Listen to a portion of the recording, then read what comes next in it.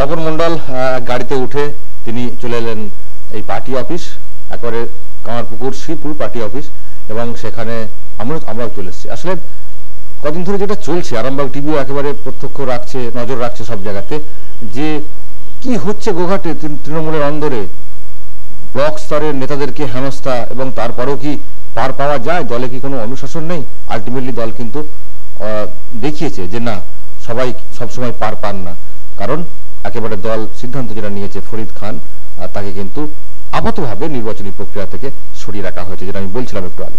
কিন্তু তপন মণ্ডল, তপনবাবু, একেবারে সরাসরি আপনাকে প্রশ্ন করি যে কেন এরকম হয়ে গেল বিষয়টা? এখন ভোটের সময় সেখানে ফরিদ খান তিনি একটা জায়গায় নেতৃত্ব দেন, এইরকম একটা সিদ্ধান্ত কেনই বা নিতে হলো? বিষয়টা তো আপনারা সবই জানেন, আপনাদের চ্যানেলের মাধ্যমে দেখানো হয়েছে যে আমাদের সবথেকে বড় র্যালি ছিল যেদিন, প্রায় 700-800 মোটরসাইকেল, 100 টোটো নিয়ে প্রার্থী অপূর্বা পোদ্দার ছিলেন, বিধায়ক মানস মজুমদার ছিলেন, সমস্ত নেতৃত্ব গোয়ার 2 নম্বর ব্লকের কয়েক হাজার কর্মী। যেখানে কামারপুকুর থেকে র্যালি শুরু হয়, সেখানে একটা জনপ্লাবন বয়ে গেছিল, রাস্তার দুধারে মানুষ দাঁড়িয়ে প্রার্থীকে আশীর্বাদ করছিলেন। যেহেতু বাংলার নেত্রী, জননেত্রী মমতা বন্দ্যোপাধ্যায়, সবাই জানেন তিনি একমাত্র প্রার্থী, তার জন্যই পশ্চিমবাংলায় সমস্ত প্রার্থী তার নামেই চলে। মানুষ কিন্তু উচ্ছ্বাস দারুণভাবে প্রকাশ করেছিলেন। কামারপুকুর হয়ে, বেঙ্গা হয়ে, কুমারগঞ্জ হয়ে যখন কামারপুকুরে আবার পুনরায় মধ্যাহ্ন ভোজনের সময় প্রায় 2টো নাগাদ যখন প্রচারের গাড়ি ঢুকলো, আমি তখন একটা বাইকে ছিলাম, বুঝতে পারি, হতচকিত হয়ে যায়। ওই গাড়ি থেকে হঠাৎ করে নেমে বিধায়ক তো ছিলেন, তার সাথে এমপি ম্যাডামরা ছিলেন, তার সামনে আরো নেতৃত্ব ছিলেন। ফরিদ খানের যে অশালীন ব্যবহার, সেটা সত্যি হতচকিত হয়ে যায়। আমরা সবাই বিশ্বাস করতে পারছিলাম না মনকে, যেটা কি করতে পারে, কিন্তু ঘটনা ঘটিয়ে ফেলেছে। যাই হোক, এটা একটা প্রচারের খুব বড় হ্যাম্পার হলো সেদিনে। সাধারণ মানুষ, যে সমস্ত মানুষ একটা প্রবল উৎসাহ নিয়ে কর্মীরা যে এসেছিল, তারাও কিন্তু মন খারাপ করে সেদিনের প্রাথমিক স্তরের মিছিলটা বন্ধ হয়ে গেছিল বা শেষ পর্যায়ে ছিল। তাই যাই হোক, আমরা বিগত 1 বছর ধরে ফরিদ খান দলের কোনো কাজকর্মের সঙ্গে যুক্ত ছিল না, নিজস্ব ব্যবসার জগতে ছিল। আমরা যেহেতু লোকসভা নির্বাচন, কঠিন নির্বাচন, বিধানসভা কমিটি, বিধায়ক সহ আমরা সিদ্ধান্ত নিয়েছিলাম যে যারা তৃণমূল কংগ্রেসের কর্মী আছে, বিগত দিনের কর্মী ছিলেন, তারা যাতে বাড়িতে বসে না থাকে, যার যেমন সামর্থ্য আছে সে তেমন এলাকায় কাজ করুক। সেই হিসাবে আমরা ফরিদ খান সহ আরও কিছু বিশিষ্ট নেতৃত্বকে আমরা বলেছিলাম যে আপনারা কাজ করুন, যে আপনাদের দল, আপনাদের কাজের যে পরিবেশ সেটা তৈরি করে দিচ্ছেন। ইতিমধ্যে আমরা বিধানসভা কমিটি বসে ফরিদ খানকে আমরা পশ্চিমপাড়া অঞ্চলের একটা আতাউল হকের সাথে জয়েন্ট কনভেনার করে, অঞ্চলটা বারবার জানেন অঞ্চলটা গন্ডগোল হয়, তাদের যদি শান্তি প্রতিষ্ঠা হয়, নির্বাচনী যে কনভেনার তাদের সেখানে করা হয়েছিল। এবং অতিরিক্ত হিসাবে আমরা বেঙ্গাই অঞ্চলের দায়িত্ব বিধায়ক সহ বিধানসভা কমিটি ফরিদ খানকে দেওয়া হয়েছিল। কিন্তু হঠাৎ করে কেন যে করলো, এটা কিন্তু খুবই তদন্তের বিষয়, বিচার্য বিষয়। আমি একটা পরিষ্কার হতে চাইছি যে অনেকে অনেক রকম প্রচার করছেন, সত্যি কি উনি ডিরেক্টলি নিজের হাতে আপনার গায়ে হাত দিয়েছে? হ্যাঁ, সেটা সবাই প্রত্যক্ষ দেখেছে, বলতে দ্বিধা নেই যে উনি যেটা করেছেন, যদি সবটাই খুলে বলার অত্যন্ত লজ্জাজনক। অনেক মিডিয়া, অনেক পেপার সেটা লিখেছে বা কেউ হয়তো এড়িয়ে গেছেন। তা সেটা আমি, আমার যত না আঘাতটা আমার শরীরে লেগেছে, তার থেকে বেশি আমার মনে আঘাতটা বেশি লেগেছে। বুঝতে পারছি, আমি আর বিস্তারিত ব্যাখ্যা চাইছি না। আমি যেটা জানতে চাইছি তপনবাবু, সেটা হচ্ছে যে ভোট চলছে এখন, এই যে দ্বন্দ্ব মেটানোর জন্য আপনাদের জেলার নেত্রী অসীমা পাত্র তিনি বিভিন্ন জায়গায় ছুটে বেড়াচ্ছেন, যেখানে যা গন্ডগোল ছিল সেগুলো যাতে একসঙ্গে বসে প্রচারটা করা যায়। ফরিদ খানের সঙ্গে কি আলটিমেটলি কোনো অ্যাডজাস্ট হলো না? উনি এতটা উত্তেজিত হয়ে গেলেন যে সামনে ভোট, এরা দেখলেন না, ও কি অ্যাডজাস্ট কি কোনো মতেই করা গেল না? অ্যাডজাস্ট সবটাই আমরা করার চেষ্টা করেছি। আসলে বলতে দ্বিধা নেই। পঞ্চায়েত সমিতির সভাপতি থাকাকালীন আমি তো 3 বছর ছিলাম। 3 বছর থাকার পর আমার পূর্তের কর্মদক্ষ ছিল, তা একটা সহযোগে সবাই মিলে কাজ হচ্ছিল। কোথায় কোন অদৃশ্য হাত, যার হাতের জন্য ফরিদ খান হঠাৎ করিয়ে আগের দিন পর্যন্ত যে আমার সাথে ছিল, একজন প্রার্থীকে নিয়ে সে সরে পড়লো, আমার বিরুদ্ধে অনাস্থা প্রস্তাব যারা এনেছিল তৎকালীন দিনে তাদের সঙ্গে হাত মেলালো। আমি এত বড় বেইমানি আমার জীবনে কখনো ঘটেনি যেটা সে করতে পেরেছে। যারই হাত থাকুক, প্ররোচনা থাকুক, সে পক্ষান্তরে তখন স্বীকার করেছিল যে মুকুল্লায় চাপে নাকি করেছে। পরিষ্কার আমার সামনে পরবর্তী ক্ষেত্রে সে অনুতপ্ত হয়ে বলেছিল। কিন্তু পরবর্তী ক্ষেত্রে পঞ্চায়েত সমিতিতে একটা অত্যন্ত দুঃখজনক ঘটনা ঘটিয়েছে। যারা তৎকালীন আমি হওয়ার পর যিনি সভাপতি ছিলেন, পঞ্চায়েত সমিতির পক্ষে তার বিরুদ্ধে খারাপ আচরণ করেছে, সেটা আপনার মিডিয়া, টিভি, পত্রপত্রিকা দেখিয়েছে। তার জন্য তাকে কারাবাসও করতে হয়েছে। পরবর্তী ক্ষেত্রে বিধায়কের অফিসে বসে বিধানসভা নেতৃত্ব চঞ্চল লাই তাকেও রড দিয়ে মারতে উদ্যত হয়েছিল। যদি মারত, যদি আমরা আটকে না দিতাম, হয়তো চঞ্চল লাই সেদিন স্পট ডেথ হয়ে যেত। আবু আয়েস ছাত্র নেতা, তাকেও বিধায়কের সামনে, বিধানসভা কমিটির সামনে প্রচন্ডভাবে মারধর করে। আমরা ক্ষমার চোখে দেখছিলাম, বিধায়কও ক্ষমার চোখে দেখছিলেন, বিধানসভা কমিটিও ক্ষমার চোখে দেখছিলেন তাকে। এত সবসময় উত্তেজিত হওয়া, বারবার যেহেতু দল করা ছেড়ে, আমরা ভেবেছিলাম হয়তো সংশোধন হবে। জেলটা বড় কথা নয়, কারাবাসটা বড় কথা নয়, তাকে সংশোধন করার বহু সুযোগ দল দিয়েছে। আমি ব্যক্তিগতভাবে নয়, দল দিয়েছে। সেখানে আমারও প্রচ্ছন্ন বা প্রত্যক্ষ সমর্থন ছিল যে যেহেতু একটা আন্দোলনের ছেলে, তাকে আমরা বুঝিয়ে আনব। কিন্তু এই ধরনের যে অ্যাডামেন্ট ব্যবহার বারবার সে করছে রাস্তার মাঝে, এটা আমার উপরে হাত দেওয়া নয়, এটা দলের গায়ে হাত দেওয়া।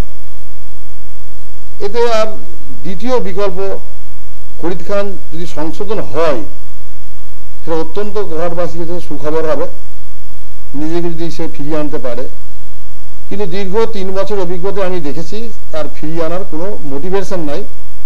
5 দিন ভালো তো 10 দিন খারাপ, এটা একটা সব থেকে মজার বিষয়। ওর অ্যাকচুয়ালি বিষয়টা হচ্ছে যে উনি যেটা বলছিলেন যে ওনারা তো অ্যাকচুয়ালি বাগানটা তৈরি করেছেন, তৃণমূল কংগ্রেসের বাগানটা তৈরি করেছেন, আর আপনারা হচ্ছেন যে সাজানো বাগানে ঢুকে পড়েছেন। সেজন্যই তো তার বিগড়ে যাচ্ছেন যে আমরা তৈরি করলাম জমিটা আর তারা এসে ফসল তুলবেন, তাহলে মাথা কি করে ঠিক থাকে বলুন তো তবনবাবু? আচ্ছা, আপনি বলুন আজকে ফরিদ খানের বয়স কত? 1998 সালে তৃণমূল কংগ্রেস প্রতিষ্ঠা লাভ করেছে। আমি হয়তো সেই সময় কংগ্রেস করতাম।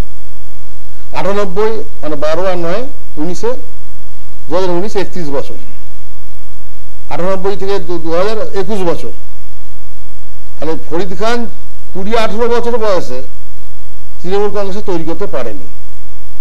তৎকালীন 98 সালে যারা বরিষ্ঠ নেতৃত্ব ছিলেন, মূলত আন্দোলনটা গড়ে উঠেছিল আমি জানি বদনগঞ্জ 1 নম্বর 2 নম্বর অঞ্চলের তৃণমূল কংগ্রেসের বরিষ্ঠ নেতৃত্ব, তৎকালীন পশ্চিমপাড়া অঞ্চলের আতাউল হক, শ্যামবাজার অঞ্চলের নিতাই নন্দী সহ আরো অনেকে ছিলেন।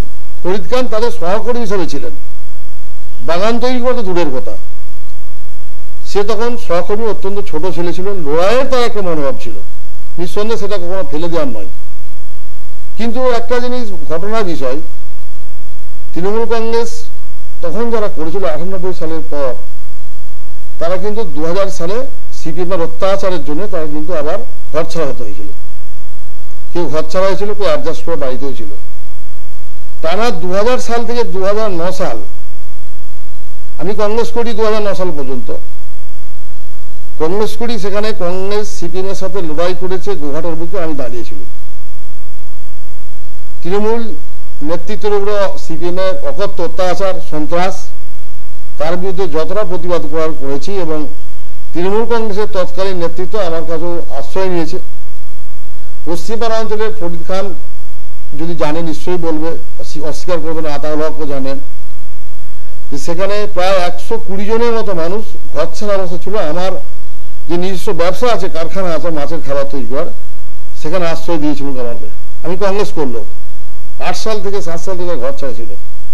প্রতিদিন দুবেলা তাদের খাওয়ানো দাওয়ানো রক্ষণাবেক্ষণ করার দায়িত্ব ছিল আমার। কারণ আমি মমতা বন্দ্যোপাধ্যায়ের আদর্শে বিশ্বাসী।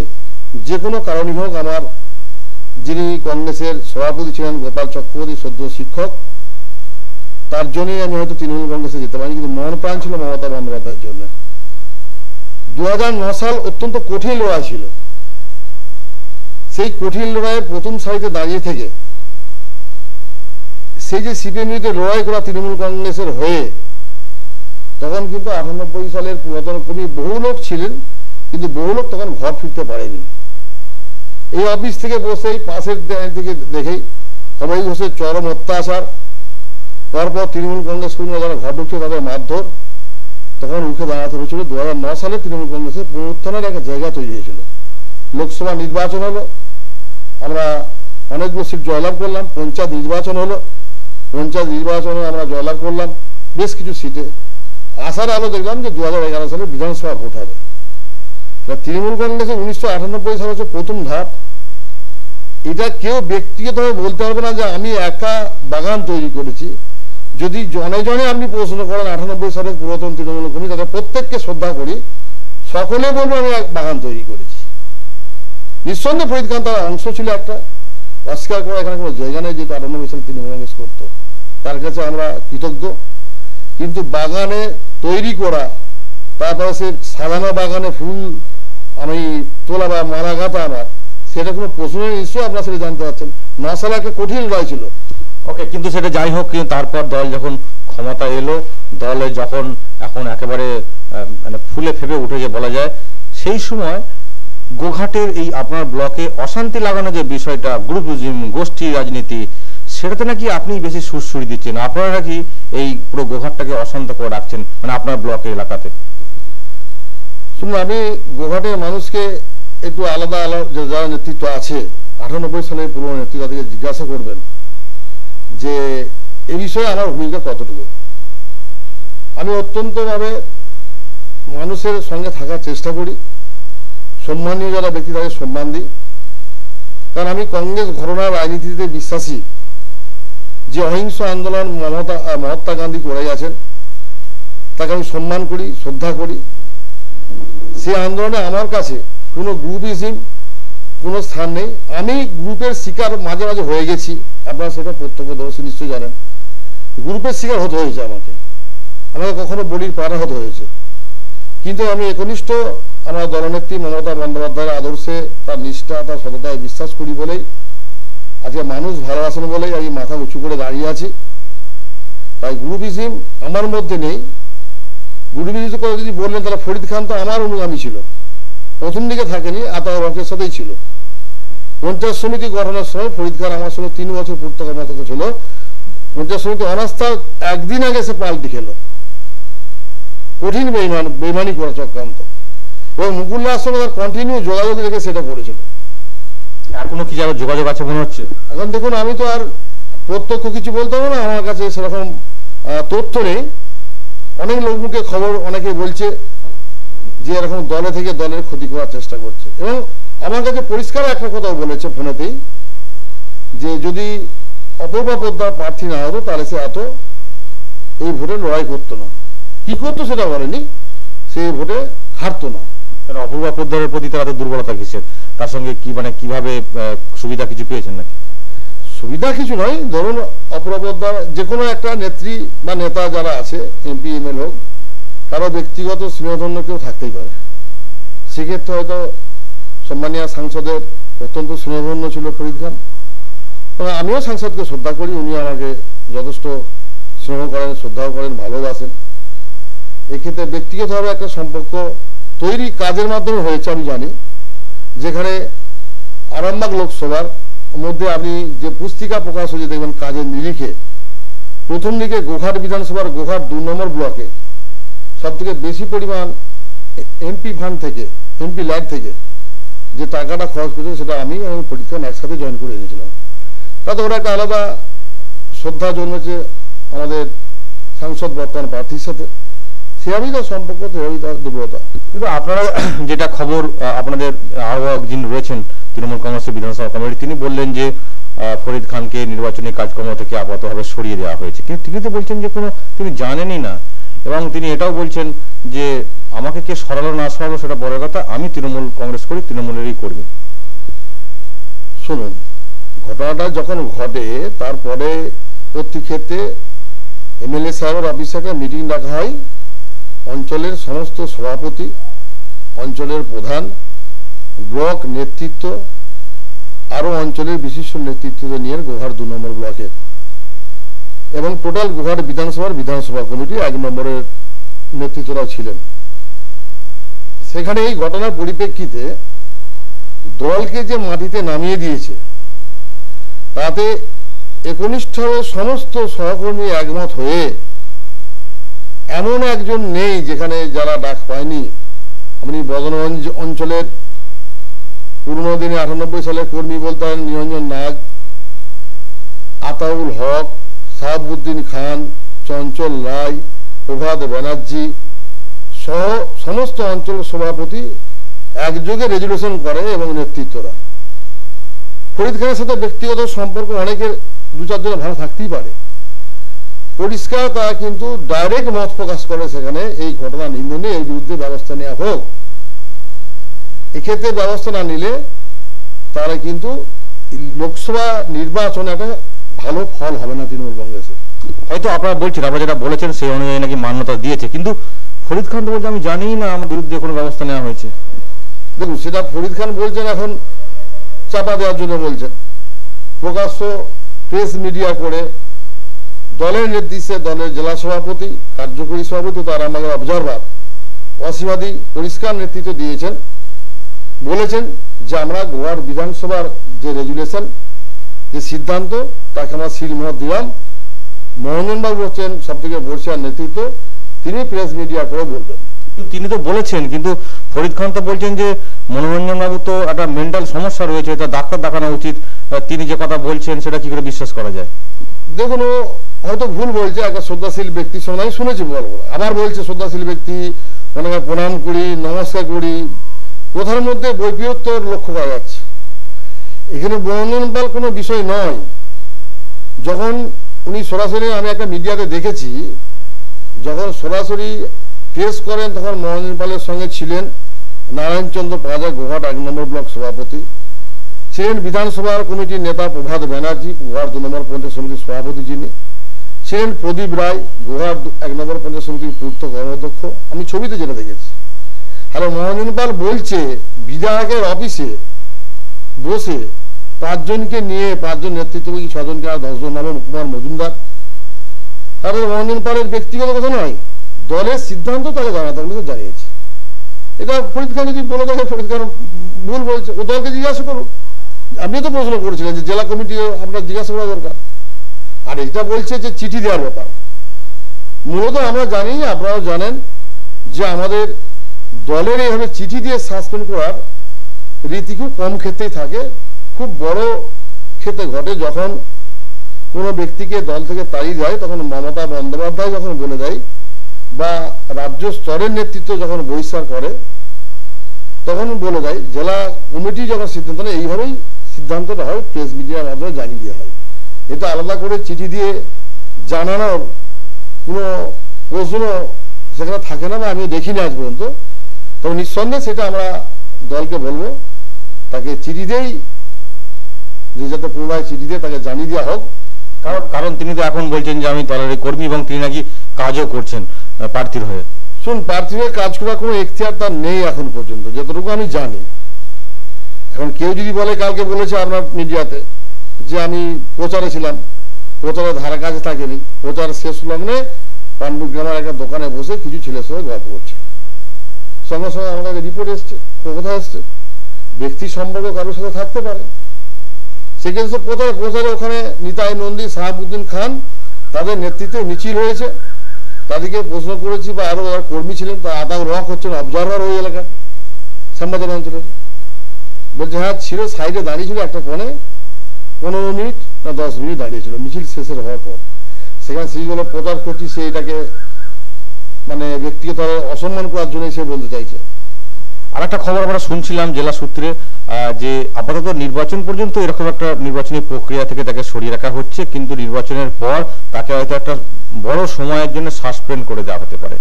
সত্যি কি এরকম, নাকি তাকেও আবার সুযোগ দেওয়া হচ্ছে যে যদি নিজেকে পরিবর্তন করে আসে? দেখুন, আমি একটা কথা বিশ্বাস করি, যারা তৃণমূল কংগ্রেস কর্মী করেন, যারা নিজেদিকে তৃণমূল কংগ্রেস কর্মীর একনিষ্ঠ কর্মী বলে দাবি করেন,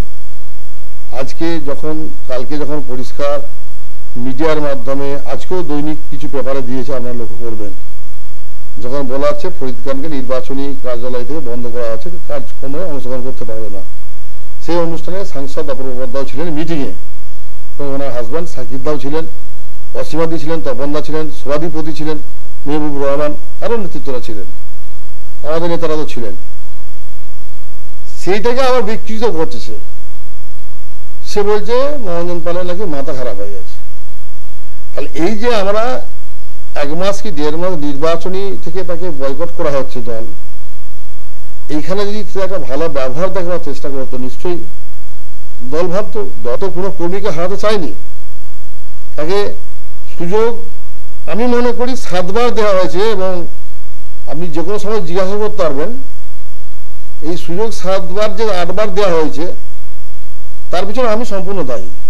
মানে আজকে আমি অনুতপ্ত যে বারবার ওকে যখন বলা হচ্ছে, যখন মারার সময় আবুকে মারছে, চন্দ্রকে মারছে, বিধানসভা করে রেজুলেশন নিচ্ছে, ওকে দল থেকে বিধানসভা থেকে বহিষ্কার করা হবে, আমি তখন আমার হাতটা কাঁপছে লিখতে ওর বিরুদ্ধে, প্রত্যক্ষদর্শী। কারণ আমি সেই ধরনের মানুষ যে একজন কর্মীকে রেকটিফিকেশনের সুযোগ দেওয়া হোক, ভুল করতে পারে, মাথা গরমের ছেলে, ইয়াং ছেলে, কিন্তু বারবার প্রত্যক্ষ ঘটনা ঘটাচ্ছে সবারই সামনে। আজকে আমাকে নিয়ে হয়েছে বলো নাই, প্রকাশ্য রাস্তায় হসপিটালের মোড়ে একটা সম্মানীয় বিধায়ককে যে অশালীন মন্তব্য করেছে, এবং কন্টিনিউ 2 বছর ধরে করে যাচ্ছে, যেটা যেই হোক সেটা আমার দলের বিধায়ক আমার উপর। আমি তার ভুল থাকলে, তার কাজকর্ম বিরোধিতা করলে, আমি তার সামনে সরাসরি একটা মিটিং হলে আলোচনা করবো, একটা ঘরে আলোচনা করবো। রাস্তায় ওপেন করা মানে কি, আমি ব্লক সভাপতি, আমাকে রাস্তায় ওপেন হেনস্থা করছে, আমি তপন মন্ডল বড় কথা নয়, দলকে তো মাটিতে নামাচ্ছে। এই বারবার বোঝানো, ও যদি এখনো বুঝতে পারে, আমরা দল সিদ্ধান্ত নিয়েছে, পরিষ্কারই বলেছে, যেহেতু ইলেকশন চলছে, সেই মিটিংয়ে আমিও ছিলাম, সংশোধন রেকটিফিকেশন হলে সেখানে দল পুনরায় ভাবতে পারে, এটা আমি জানি না ভাববে কিনা, তবে কিছু একটা সিদ্ধান্ত পাকাপাকি হবে। কারণ একটা ঘটনা নয়, বিগত 3 বছরের যে ঘটনা, আজকে পশ্চিম পাড়া অঞ্চলে বলুন না, ও আমি তো ওই অঞ্চলে মাথা ঘামাই না, ও আজকে আমাকে নিয়ে টানাটানি করছে। আপনি ওর সম্বন্ধে বলছেন, আপনার সম্বন্ধে বলছে আপনি নাকি সব মহিলাদের শাড়ি ধরে টানাটানি করেছেন, আপনার নেতৃত্বের লোকজন গিয়ে, এরকম তো অভিযোগ আপনার নামে করছেন। দেখুন, মাথা খারাপ হয়ে গেলে মানুষ অনেক কিছু বেরোকে, আমি তো বলছি তো, এখনো বাচ্চা ছেলে, ওর বোধ বুদ্ধি কিচ্ছু নেই। কারণ এই এলাকার মানুষ জানে আমি ব্যক্তিগতভাবে পশ্চিমপাড়া অঞ্চলের ব্লক সভাপতি হয়েও বিগত 5 বছরে হয়তো 5 বারও আমি যাইনি, আর আমার নিজস্ব ওখানে কোনো লবি আমি খারাপ করতে কখনো যাইনি। কারণ আমি অনেক অভিজ্ঞতা থেকে দেখেছি যে আমার লোক বলে এখানে এই দলে কিছু নেই, বা এই দলে বা কোনো নেই। ফরিদ খান আমার সব থেকে বিশ্বস্ত লোক ছিল, 1 রাত আগে সে পাল্টি খেয়ে চলে গেল, তার লবির প্রশ্ন কোথায়? সেই তো আমার বিশ্বস্ত লোক ছিল। না, আমি যে প্রশ্নটা করলাম যে মহিলাদের উপর যে আপনার নেতৃত্বে অত্যাচার, শাড়ি খুলে নেওয়া, খুব মারাত্মক একটা অভিযোগ, এটা খুবই হাস্যকর। আমি ও তো তাহলে এফআইআর তাহলে আমার নাম দিতে পারতো, ও তো বলতে পারতো। যদি এফআইআর করে থাকে, আমি শুনলাম নাকি এফআইআর করেছে, আমি প্রসঙ্গ বিন্দুমাত্র জানি না। আর সে কালচার, সে ধর্মে আমি বিশ্বাসী নই। একজন মহিলা, সে আমার মায়ের সমান। এখন ব্যাপারটা হয়ে গেছে কি, ও তো ধরুন নিজেকে বাঁচানোর জন্য তাকে তো কথা বলতে হবে। সে দেখছে আমি আতালকের সঙ্গে লড়াই করলে আমি আর পাচ্ছি না, স্ট্রং লোক, আতাউল দিঘার অঞ্চল সভাপতি, বড় সংগঠন, তার বিরুদ্ধে বললে আমাকে এলাকায় থাকতে দেবে না। তাহলে মা তপন মন্ডল বলেছিল ওর বিরুদ্ধে বলে দেয়। তপন মন্ডল কি খুব নরম মনের, যা কিছু বলা যায়? মানে আপনার বাড়ির সামনে আমি দেখলাম বেশ কিছু বাণী রয়েছে মনীষীদের, সেটা দেখে মনে হয় যে আপনি এই ধরনের মতবাদে বিশ্বাসী, একটু নরমপন্থী। সত্যি কি তপন মণ্ডল এরকম নরমপন্থী মানুষ? জিনিসটা তা অবশ্যই আমি নরমপন্থী, সেটা মানুষ বিশেষ করে আপনারা বলবেন। ধরুন আমি একটা দীর্ঘস্থায়ী পরিকল্পনা চাই, আমি ক্ষণস্থায়ী রাজনীতি বিশ্বাসী নই। যে রাজনীতি মানুষকে শেল্টার দিবে, শৃঙ্খলা দিবে, মানুষের ভালোবাসা দায়ী করবে। আমি একটা ব্যক্তি, আমি একটা চরিত্র, আমাকে দেখে আমি তৃণমূল কংগ্রেসের একান্ত কর্মী, যেমন আমার বাংলার নেত্রী মমতা বন্দ্যোপাধ্যায়। তার আদর্শ নিয়ে যখন আমি চলবো, সে আদর্শকে আমরা সম্পূর্ণ মান্যতা দিতে হবে।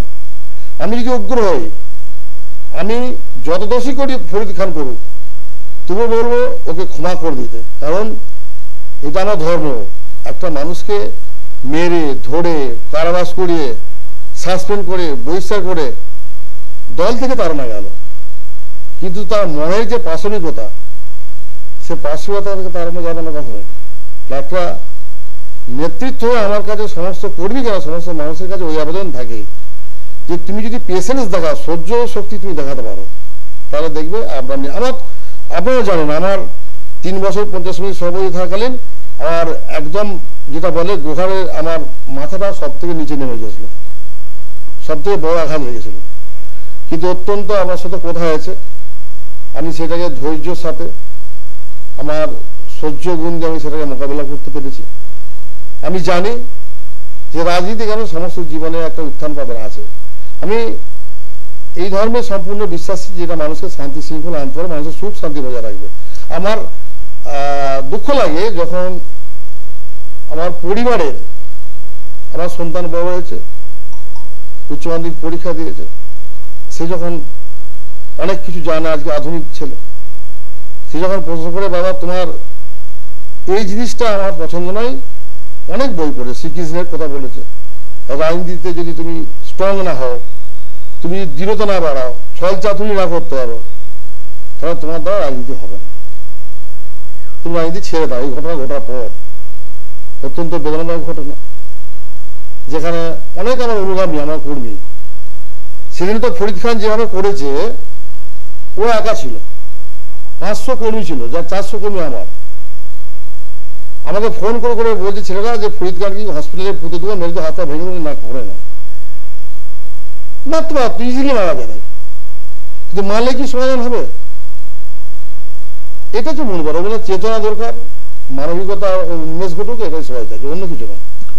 আপনার সত্যি যেটা আপনি বলছিলেন যে পঞ্চায়েত সমিতি থেকে রাতারাতি আপনাকে সেখান থেকে ফেলে দেওয়া হলো, এবং পঞ্চায়েত সমিতি থেকে আপনি এখন একজন পঞ্চায়েত প্রধান, মানে অনেকে বলছেন যে একটা ডিমোশন, এটা অনেকে মেনে নিতে পারেন না।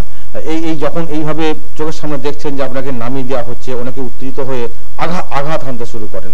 আপনি কখনো কাউকে মারধর করেননি? না, সেটা কখনো সম্ভব নয়, কারণ আমার সেই নীতিটাই বিশ্বাসী নই। কারণ দলের পার্টির কাছে আমি ব্লক সভাপতি আছি, ব্লকের সভাপতিটাই আমার গুরুত্বপূর্ণ। আমি প্রধান হতেও চাইনি, কারণ এমনি পঞ্চায়েত সমিতি এসসি মহিলা সংরক্ষিত ছিল।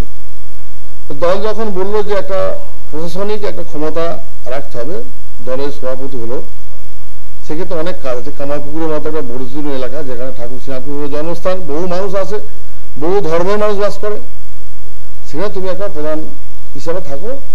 যেহেতু পঞ্চায়েত সমিতির সভাপতি সেটা এসসি মহিলা হয়ে গেছে, এখানে জাস্ট প্রশাসনিকভাবে একটা পদ নেওয়ার জন্যই, এবং কামারপুকুরের মানুষের জন্য উন্নয়ন করার অনেক সুযোগ আছে, বহু হাজার হাজার মানুষ আছে, তার জন্যই প্রধান সিটটা দলের কোথা থেকে আমার নেওয়া। আমি সাংগঠনিকভাবে যে সংগঠন গোঘাট 2 নম্বর ব্লকে শান্তি প্রতিষ্ঠার চেষ্টা করেছি। আপনি একটু খবর নিয়ে দেখবেন, যারা অঞ্চল সভাপতিতে সবাইকে আমি করিনি, অঞ্চল সভাপতি পরবর্তী ক্ষেত্রে চেঞ্জ হয়েছে, কেউ অঞ্চল সভাপতি পদ থেকে অসুস্থ হয়ে গেছে, তারপর অঞ্চল সভাপতি বিভিন্ন হয়েছে। 9টা অঞ্চল সভাপতি কোথাও বলেন, সবাই যে আমার অনুগামী, আমি আমার মতো তৈরি করেছি তা নয়। সেটা হচ্ছে ব্যাপার, যে রাজনীতি উত্থান পতন আছে, সেটা মেনে নিতে হবে। কিন্তু অনেকে আপনাকে জাস্ট একটা কথা জিজ্ঞাসা করবো, বিধায়ককে নিয়ে অনেকে বলেন যে বিধায়ক বাইরে থেকে এসে তিনি একজন নিজের মতো করে সংগঠন করতে গেছেন, পুরনোদেরকে ভুলে গেছেন। আপনি তো তার সঙ্গে রাজনীতিটা করছেন, আপনার কি মত বিধায়ক সম্পর্কে? এটা সম্পূর্ণ ভুল কথা। কারণ দেখুন, আমি বলে দিচ্ছি, আগের এগুলো মানুষের বাইরে থেকে একটা ধারণা সৃষ্টি হয়েছে। আগের পঞ্চায়েত সমিতিতে ওরা প্রথম যখন বিধায়ক সাহেব আসেননি, আমি নামগুলো বলে যাচ্ছি। নিরঞ্জন নাগ 98 সালে পূর্ণকুমি পঞ্চায়েত সমিতির মেম্বার ছিলেন, পরে কর্মাধ্যক্ষ হয়েছেন। শাহাবুদ্দিন খান পঞ্চায়েত সমিতির মেম্বার ছিলেন, পুরনো দলের কর্মী, যেগুলো পুরাতন কর্মী। আতাউল হক পঞ্চায়েত সমিতির কৃষি কর্মাধ্যক্ষ ছিলেন। ফরিদ খান পঞ্চায়েত সমিতির পূর্ত কর্মাধ্যক্ষ ছিলেন। কেউ বলতে পারবে না যে কাউকে বাদ দিয়ে কোনো কিছু কাজ করা হয়েছে। এবারের পঞ্চায়েত সমিতি গঠন বা পঞ্চায়েত গঠনে একটা নেতৃত্ব বলতে পারবে না যে আমাকে বাদ দেওয়া, হয়তো সে সংরক্ষণের কোটায় আটকে গেছে, তার স্ত্রীকে করা হয়েছে, তার আত্মীয়কে করা হয়েছে। নিতাই নন্দী সিপিএম এর অত্যাচারের বিরুদ্ধে বিরাট লড়াই করা মানুষ, টিকিট নেই সেখানে, পঞ্চায়েত সমিতির একটা টিকিটই জেনারেল, শাহাবুদ্দিন খানের এরিয়া উনি দাঁড়াবেন। ওনার বউকে পঞ্চায়েতের টিকিট দিয়ে উপপ্রধান করা হয়েছে, পঞ্চায়েতের মহিলা উপপ্রধান। নিরঞ্জন নাগ শিক্ষার কর্মাধ্যক্ষ, মকবুল হোসেন কৃষি কর্মাধ্যক্ষ, আতাউল হক পূর্ত কর্মাধ্যক্ষ। কে কোন কোন চঞ্চলাই পুরনো কর্মী, তার স্ত্রী প্রধান। সবাই তো সমান, সব কোন পুরনো কর্মী আমি বাদ গেছে, আমার তো মাথা ঢুকছে না, কে কি বলছে আমি বুঝতে পারছি না।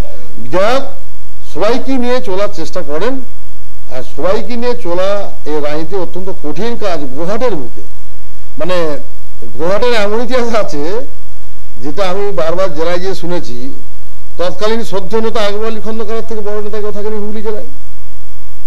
ব্যক্তিগতভাবে তার শিষ্য আমি, কংগ্রেস আমল হাতে করি। গাড়ি নিয়ে এসছে কামারপুকুর ইন্দিরা গান্ধী স্ট্যাচুতে, রক্তদান শিবির হবে।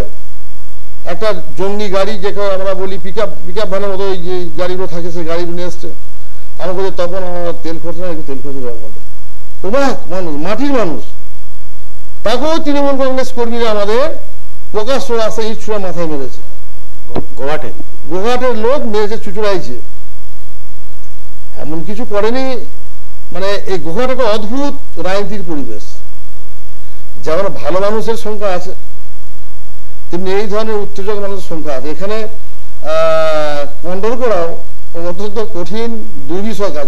আপনি একটা বলুন না, আমি আজকে বদরগঞ্জ 1 নম্বর 2 নম্বরের আমি বাস্তব ক্যামেরামুখী বলছি, 1998 সালে তৃণমূল কংগ্রেস কর্মীরাই আছে সেখানে। সংখ্যা ধরুন 50 জন, গোহাট 1-এর আমি সব কম ধরছি, বদরগঞ্জ 2-এর 50 জন একনিষ্ঠ নেতা 98 সালের, আর গোহাট বদরগঞ্জ 2-এরও 50 জন, 100 জন নেতৃত্ব। আমি কজনকে আমার জায়গা হচ্ছে 22টা গ্রাম পঞ্চায়েতের সিট টিকিট, আর হচ্ছে আপনার 5টা পঞ্চায়েত সমিতি, 27 জন। তাহলে 27 জন জনপ্রতিনিধি হবে, ওই 100 জন মধ্যে বাঁচতে হবে। 100 জনই লড়াই করাবো, তাহলে আপনি কাকে বাদ দেখা করবেন? এটা একটা পশ্চিমবঙ্গ অঞ্চল, সেম কেস। ফরিদ বললাম আমি পঞ্চায়েত সমিতি থাকবো না, আমি পঞ্চায়েতের উপপ্রধান হবো।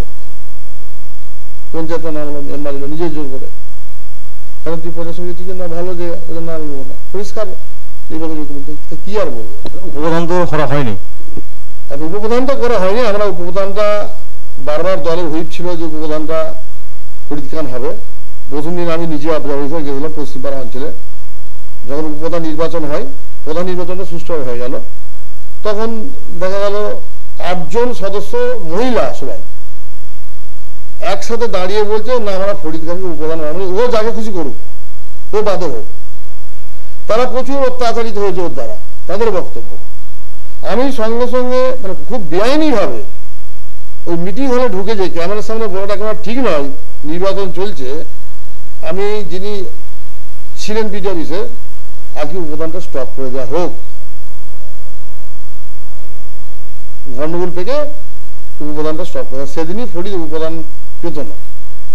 1 মাস গেল, বোধানা হলো, ফরিদকে উপপ্রধান করা হবে সেকেন্ড টাইম। কিন্তু পরবর্তীতে তো উল্টা আমাদেরকেও ছুটছে, আমি হতে দিইনি। কিন্তু আমার এখানে কোনো কিছু বলছি, আমি তখন সঙ্গে সঙ্গে ওখান থেকে সরে এলাম। ঠিক আছে, গোয়াটা 1 থেকে নেতৃত্বটা যাক, মেম্বার থেকে হুইপ দিয়ে দেওয়া হোক, যদি ফরিদ খানকে উপপ্রধান না করো তোমাদের দল থেকে তাড়িয়ে দেওয়া হবে। তারাও ব্যর্থ, কারণ সেই এলাকার যারা পঞ্চায়েত মেম্বার হয়েছে তারা বিভিন্ন সময় বিভিন্নভাবে তার কাছ থেকে অত্যাচারিত হয়েছে। তারা আর একটা জিনিস কি, যে একটা উপপ্রধান আমি মনে করি একটা পঞ্চায়েতের খুব একটা ভাইটাল পদ নয়। প্রধানই হয়নি না, তাহলে এত উপপ্রধান হওয়ার জন্য কি মোহ আছে? উপপ্রধান কিছু উপপ্রধান, আপনি পঞ্চায়েতের প্রধান, পঞ্চায়েত সমিতির সভাপতি আর মেম্বার, টোটাল মেম্বারদেরই একটা ক্ষমতা রাখতে হয়। পোর্টফোলিও উপপ্রধান, সহসভাপতি, এগুলো কোনো ভাইটাল পদ নয়।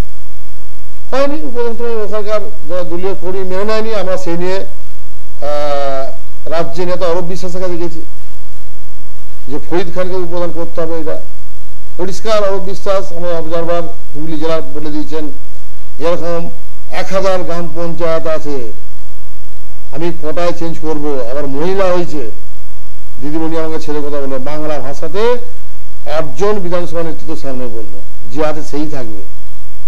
অতীতের ট্র্যাক রেকর্ড ফরিদ খানের দেখলো অবিশ্বাস, আতাউল হক দেখালেন। তোরা এই লোককে উপপ্রধানের জন্য প্রজেক্ট করছিস? যখন উপপ্রধান আমরা করবোই। মানস মজুমদার আমরা অবিশ্বাসের পায়া পর্যন্ত ধরতে যাওয়ার আপনি এটা অনুমতি দিন, তা তো স্বীকৃতি দেয়নি দল। আবার যেটা হয়ে গেছে। আমরা সিদ্ধান্ত নিলাম যে উপপ্রধান হচ্ছে রীনা ভান্ডারী, সে উপপ্রধানের চেয়ারে বসবে না, উপপ্রধান থেকে দলের কাছে রিজাইন দিই। দলের মান্যতা দেয়নি।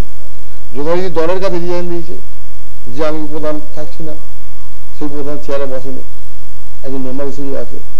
উপপ্রধানের কোনো সই সাবুদের কোনো ফাংশন নেই, সদস্য সই করার মতো সই। এই উপপ্রধানের চেয়ার এখনো ফাঁকা আছে, যাতে ফরিদ খানকে ভোটের পর আমরা বসতে পারি, তার জন্য আমরা চেষ্টা করে যাচ্ছি। এখন তো বিরাট প্রশ্ন যে ভোটের পর ফরিদ খানের কি রাজনৈতিক ভবিষ্যৎ হবে। কিন্তু আমি একটা জিনিস শেষের দিকে চলে এসেছি, তখন সেটা হচ্ছে যে এখানে আরেকজন কামারপুর এলাকার বাসিন্দা মোহর চাঁদ, তিনি আপনাদের সঙ্গে দলটা করতেন, এখন তার কি খবর? এখন তো দল তো তাকে আর ফিরে, মানে আপনারা সাসপেন্ড করেছিলেন সম্ভবত, আর কি তাকে কোনো ফিরিয়ে নেওয়ার কোনো চিন্তা ভাবনা বা তার তরফ থেকে কোনো আবেদন কিছু এসছে? আবেদন তো দূরের কথা, তার আমি আমার হোয়াটসঅ্যাপে তার সাথে ফ্রেন্ডশিপ নেই। তার বিভিন্ন মানুষ দেখায়, মজার বিষয়, ফেসবুকে যে সমস্ত মারাত্মক পোস্ট করছে, যদি প্রকৃত তৃণমূল কংগ্রেস কর্মী হয় তাহলে আমি তপন মহল আমার সাথে যা খুশি বলতে পারে, বিধায়ক মাহবুবের সঙ্গে বলতে পারে, কিন্তু দলনেত্রী মমতা বন্দ্যোপাধ্যায় তৃণমূল কংগ্রেস দল সম্বন্ধে যদি ফেসবুকে পোস্ট করে, আপনি ফেসবুকটা খুলে নামটা সার্চিং করে লোক করে দেখবেন, লাস্ট 1 বছর যেভাবে করছে, সেটা দলে তো ওটা আসার কোনো আবেদন করা, নরম হওয়ার কোনো তার সেটা সে দেখাচ্ছেও না। আর দলও এমন একটা জায়গায় রিজিড হয়ে আছে, এর জবাব কি দেবে, এর কি হবে, সেটা কোনো প্রশ্ন আছে। নিজে থেকেই নিজে এই ধরনের ঘটনা ঘটাচ্ছে। ওকে, আমি শেষ দিকে চলে এসেছি। একটা কথা আমরা শুনছিলাম যে আপনার মানে শারীরিক কোনো প্রবলেম রয়েছে, আপনি ব্যাঙ্গালোরে গিয়েছিলেন কোনো একটা মেজর অপারেশনের, হঠাৎ করে সেটা না করে চলে এসেছেন, পিছনের কারণটা কি? না করে চলে এসেছি মানে আমি ব্যাঙ্গালোর উদ্দেশ্যে রওনা হয়েছি। সেদিনে আমাদের লোকসভা নির্বাচনের প্রার্থী ঘোষণা হবে, হেলিপ্যাডে যাচ্ছি, সুইচ অফ আছে। আমি যে জানতে পারলাম যে লোকসভা নির্বাচনে আমাদের আরামবাগের প্রার্থী ঘোষণা হয়েছে, বা 42টা আসনে প্রার্থী ঘোষণা হয়েছে। দিয়ে আমার খুব প্রচন্ড যন্ত্রণা হচ্ছে। আমার একটা 30 বছর ধরে হাঁটুর উপরে একটা টিউমার আছে, টিউমারটা অত্যন্ত সিরিয়াস টিউমার, হাঁটা চলা বন্ধ আমার। আমি ব্যাঙ্গালোরে একটা বড় হসপিটালে গেছি, ডাক্তারবাবুর সাথে কনসাল্ট করলাম। উনি বলেন সার্জারি করতে হবে, যে আমি তাহলে আপনি প্রিপেয়ার হন, আমি শনিবার দিন সার্জারি করবো, শুক্রবার অ্যাডমিশন দেবেন, রবিবারে আপনাকে ছেড়ে দেবো। দিয়ে আপনাকে কিন্তু 6 থেকে 8 সপ্তাহ বেড রেস্ট দিতে হবে, কারণ ওখানে আপনাকে মানে কোনো হাঁটা চলা করবো। আমি তখন বললাম সেটা কি করে সম্ভব, লোকসভা নির্বাচন।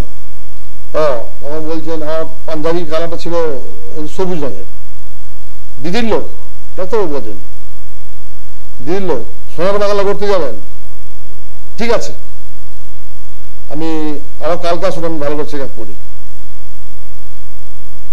ঠিক আছে আপনি বাংলায় যান, দিদিকে জিতিয়ে আসুন। মমতার মানে যে ভারতবর্ষের যে খ্যাতি তিনি হিন্দিতে বলছেন, আমি বুঝতে পারছি। আমি 2 মাসের জন্য আপনাকে ওষুধ দিচ্ছি, যাতে আপনার যন্ত্রণা পেনটা কমে।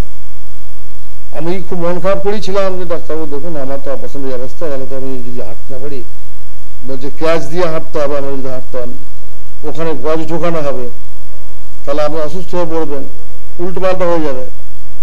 ডাক্তারবাবু তখনই আমার পিঠে হাত দিয়ে সান্ত্বনা দিয়ে বললেন যে আমি জানাই 2 মাস ওষুধ দিচ্ছি। আমি সেই যন্ত্রণা অবস্থায় শুধু ডাক্তারের উদ্বুদ্ধতা, মমতা বন্দ্যোপাধ্যায়ের নির্বাচন, লোকসভা নির্বাচন, ওই যন্ত্রণা মাথায় নিয়ে আমি এলাম আমাকে লোকসভা নির্বাচন করতে হবে। আমি যদি বাইরে থাকি, যদি বাড়িতে এসে আমরা খোঁড়া হয়ে পড়ে থাকতে হয়, তার থেকে বেশি মনের যন্ত্রণা আমার কিছু নেই। তার জন্য আমার চলে আসা, নির্বাচনে একটা সক্রিয় অংশগ্রহণ করা, এবং এত 9টা অঞ্চল, 145টা বুথ, যাদের উপরে শুধু বিধায়ক একার পক্ষে সম্ভব নয়, সমস্ত কর্মীরা একজোট হয়ে কাজগুলো সম্ভব। যার জন্য আমি এসেছি।